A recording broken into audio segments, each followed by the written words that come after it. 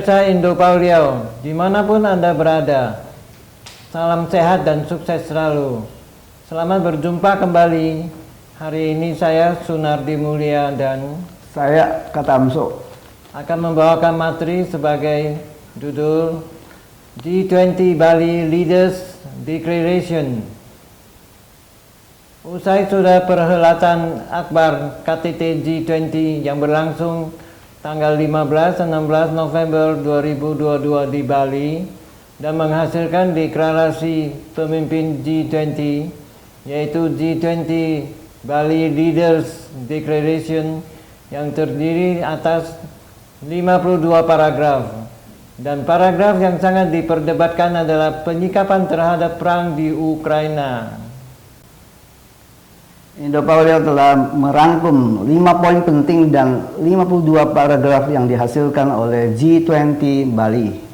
Pertama, para anggota G20 menjalankan kebijakan makroekonominya, melakukan investasi publik, reformasi struktural, mempromosikan investasi swasta, dan juga memperkuat perdagangan multilateral. Di samping itu, juga akan mewujudkan ketahanan rantai pasokan global untuk mendukung pertumbuhan ekonomi jangka panjang yang berkelanjutan, inklusif, dan berkeadilan, serta kesinambungan fiskal dengan dukungan dari bank sentral masing-masing anggota G20, sehingga tercapai stabilitas nilai harga. Kedua, negara-negara anggota G20 juga berkomitmen melindungi stabilitas makroekonomi dan keuangan dengan menggunakan semua instrumen yang tersedia. Ketiga, para negara anggota G20 mengambil tindakan untuk mendorong ketahanan pangan dan energi, serta mendukung stabilitas pasar. Selain itu juga akan memberikan dukungan sementara dan terarah untuk meredam dampak kenaikan harga, serta memperkuat dialog antar produsen dengan konsumen. Langkah lainnya yang diambil adalah meningkatkan perdagangan dan investasi untuk kebutuhan ketahanan pangan dan energi jangka panjang, serta sistem suplai pupuk dan energi. Keempat, para anggota G20 akan terus melakukan investasi kepada negara berpenghasilan rendah dan menengah serta negara berkembang lainnya. Caranya melalui berbagai sumber dan instrumen pembiayaan yang lebih inovatif, termasuk mengkatalisasi investasi swasta untuk mendukung Sustainable Development Goals atau pembangunan berkelanjutan. Para negara anggota G20 juga memperjuangkan agar multilateral development banks menyediakan pendanaan tambahan untuk pencapaian Sustainable Development Goals, termasuk melalui pembangunan berkelanjutan dan investasi infrastruktur dalam menghadapi tantangan global. Kelima, para anggota G20 berkomitmen untuk mempercepat pencapaian pembangunan berkelanjutan atau Sustainable Development Goals untuk mencapai kesejahteraan bersama. Indo-Pauliau mengamati pula selain ke-52 paragraf yang dihasilkan dalam KTT G20 Bali, ada beberapa hal penting yang perlu kita simak bersama, yaitu pertama, pertemuan Presiden Joe Biden dari Amerika Serikat dan Presiden Xi Jinping dari China di sela-sela kegiatan akbar KTT G20 di Bali.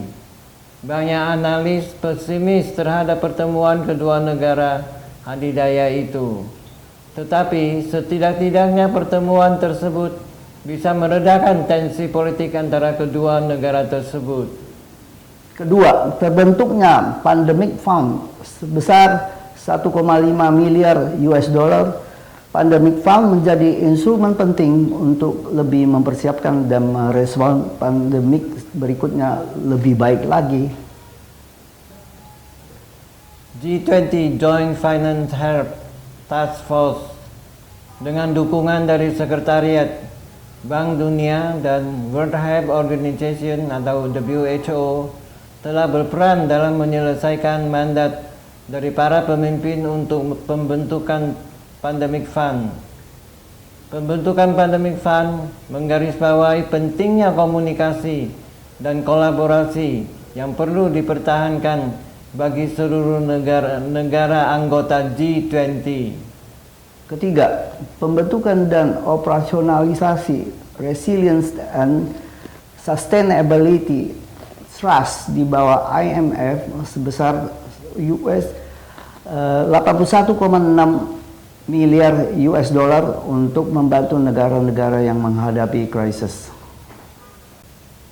Keempat, Energy Transition Mechanism ETM khususnya untuk Indonesia yang memperoleh komitmen melalui program Just Energy Transition Partnership JETP sebesar 20 miliar dari negara Amerika Serikat, Jepang, Kanada, Prancis, Jerman, Italia, Inggris, Norwegia, Denmark, dan Uni Eropa dengan tujuan untuk menuju energi bersih. Mitra organisasi internasional termasuk Bank Pembangunan Asia atau ADB, Dana Investasi Iklim, dan Bank Dunia juga berkontribusi dalam kemitraan tersebut. Setengah dari 20 miliar US dollar akan berasal dari sektor publik dan sisanya akan ditambahkan oleh sektor swasta. Di sektor swasta, 7 bank global akan berpartisipasi dalam program ini, termasuk 2 bank terbesar di Hong Kong, HSBC dan Standard Chartered Bank. Indonesia telah mempercepat peralihannya ke arah penggunaan energi bersih dan mempercepat pengurangan emisi karbon sektor energinya dan memajukan target net zero dalam 1 dekade. Kesepakatan itu akan membantu Indonesia membatasi emisi sektor ketenaga listrikan pada tahun 2030 dan 7 tahun lebih awal dari jadwal sebelumnya. Ini juga mengandalkan tingkat penyebaran energi terbarukan dan memajukan target untuk mencapai emisi net zero di sektor listriknya selama 10 tahun penuh hingga 2050. Ini merupakan satu-satunya kemitraan investasi iklim khusus negara terbesar yang pernah ada. Kelima, komitmen bersama setidaknya 30% dari daratan dunia dan 30% dari lautan dunia dilindungi di tahun 2030 serta melanjutkan komitmen mengurangi degradasi tanah sampai 50% secara sukarela. Keenam, Presiden Jokowi dan Presiden Xi Jinping bersama-sama menyaksikan uji coba jarak jauh proyek China Indonesia yaitu kereta cepat Jakarta-Bandung secara virtual. Kereta cepat ini dapat melakukan perjalanan Jakarta-Bandung dalam 45 menit, sedangkan kereta api konvensional selama ini harus ditempuh dalam waktu 3 jam. Selain itu, pemerintah Indonesia dan China menandatangani 5 naskah kerjasama bilateral di bidang ekonomi, maritim, dan perdagangan usai KTT G20 di Bali. Antara lain, ke-1, rencana kerjasama promosi bersama dalam kerangka kerja poros maritim dunia dan Belt and Road Initiative. Kedua, Memorandum of Understanding MOU pembangunan bersama Pusat Konservasi, Riset dan Inovasi Tanaman Obat Indonesia China. Poin 3, MOU pelatihan kejuruan sektor industri. Poin 4, MOU peningkatan kerjasama ekonomi digital. Poin 5, persetujuan perluasan dan pendalaman kerjasama bilateral ekonomi dan perdagangan lebih lanjut.